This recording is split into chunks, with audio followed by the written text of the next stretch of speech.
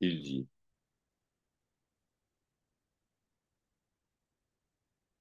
le Seigneur éprouve son serviteur en proportion de la foi de ce dernier. Si la foi d'une personne est immense, alors ses épreuves le seront aussi.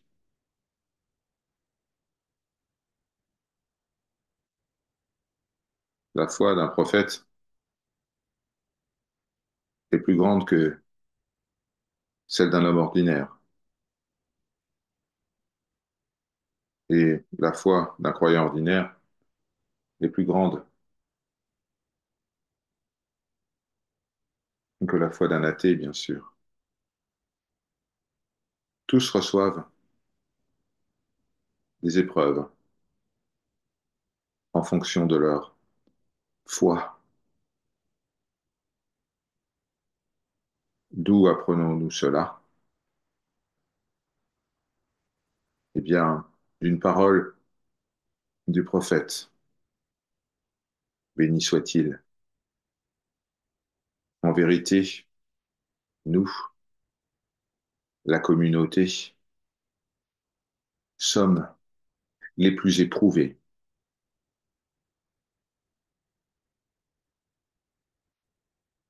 De plus, les épreuves qui se présentent accompagnent les dévots, les fidèles, tout au long de leur parcours, afin qu'ils se souviennent toujours de la présence de ce qui est et ne connaissent aucune faiblesse en termes d'attention. Lui les aime tant. Ils sont le peuple de l'amour, le bien-aimé du Seigneur. Et le bien-aimé n'aime pas être éloigné de sa bien-aimée.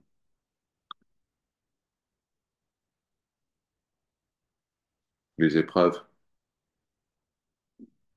sont une forme de protection pour leurs âmes. Cela les maintient éloignés de tout ce qui n'est pas l'essentiel dans la vie, du sentiment de confort, du sentiment d'attirance vis-à-vis d'objets autres que le Seigneur. Alors, lorsque le creuset des épreuves devient une réalité permanente, que les désirs se dissolvent dans ce creuset, que les égaux sont brisés et que la vérité est maintenant affirmée, alors toutes les intentions, toutes les formes de volonté personnelle, toutes les formes de désir pour les petits plaisirs de ce monde, ou même du monde à venir, tout cela sera cantonné dans un tout petit espace de leur esprit. Le réconfort proviendra de la promesse faite par le Seigneur. Le plaisir proviendra de ses décrets et du bonheur éprouvé en recevant ses bienfaits.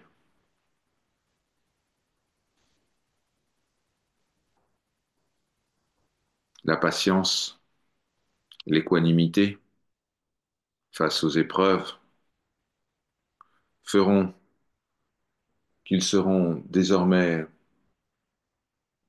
protégés contre le mal qui peut être observé.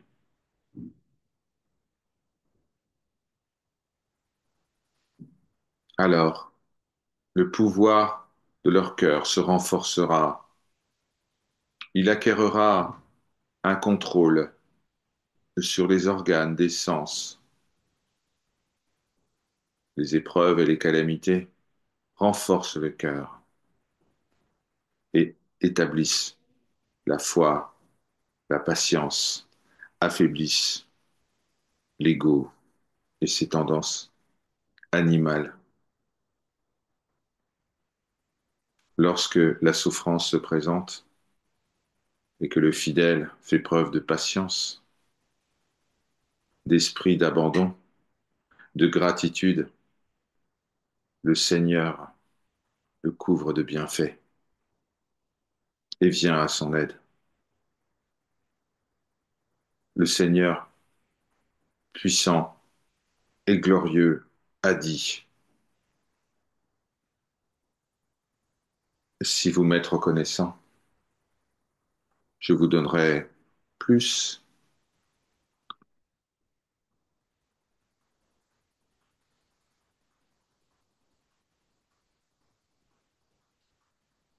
Lorsque l'ego projette son attention à la recherche d'objets de désir, lorsque le cœur répond à cette demande sans avoir reçu aucune instruction du Seigneur, le résultat est l'oubli.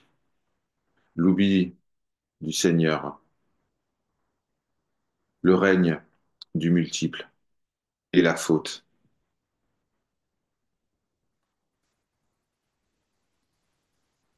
Alors le Seigneur saisit le cœur et le mental et applique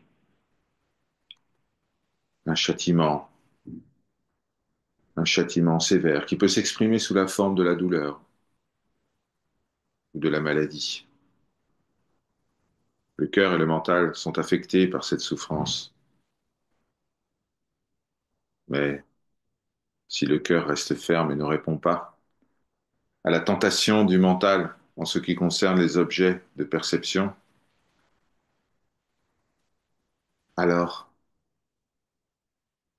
il y aura conversion du regard, récompense par sa grâce, par sa miséricorde,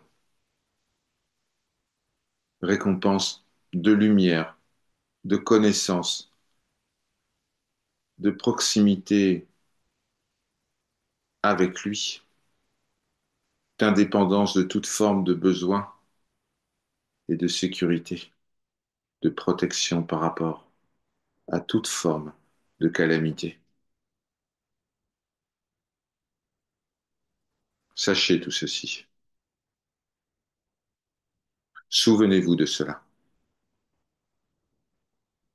Ne vous exposez pas aux épreuves. Ne répondez pas aux appels insensés du mental et de ses désirs.